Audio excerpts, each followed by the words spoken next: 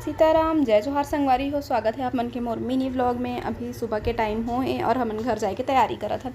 और चिंटू एक दिन पहले से ही पैकिंग करके रख चुके हैं अपन बैग में, स्कूल वाले जो कि अपन सब बैग के बुक मन ला निकाल के अपन कपड़ा मन ला भर चुके हैं। मौसम बहुत अच्छा रही, बारिश होए सुबह से आज एकदम गरज गरज के।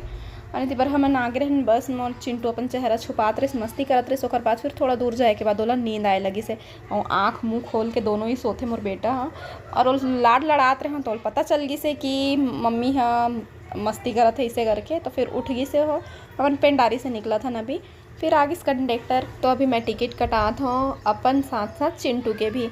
वैसे तो बच्चा मन के नहीं लाए लेकिन एक्स्ट्रा सीट लिए हैं घर पर। तो अभी अपन पहुँच गए अपन गाँव और पहुँचते ही देखो हमारे स्वागत में कौन कौन खड़े हैं यहाँ पर। तारा कौन है? बाबू आया, बाबू आया, बाबू आया। बाबू छोटा कैसे देख ले, कैसे देख ले, लेने आया, लेने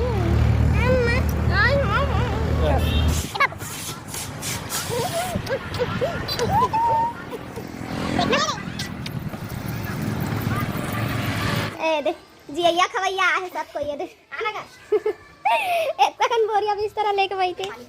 तो हम जैसे ही पहुँचे हन पुत्रू और गोलू दोनों को यारी से हमला लेके पर फिर हम पहुँच गए हन घर। घर पहुँचते ही नानू हर अपन भांचा के आशीर्वाद ले से ओला पानी दे से फ्रिज के ठंडा पानी बॉटल पर जो कि रखे रही से खाना बना दे यहाँ पर। एती बार सब लड़का मन और एती बार दीदी मन मामा के बेटी है। तो मैं सबके आशीर्वाद लेता हूँ। अम्मा के दीदी भात ला रही हूँ, भात ला रही हूँ, भात ला रही हूँ।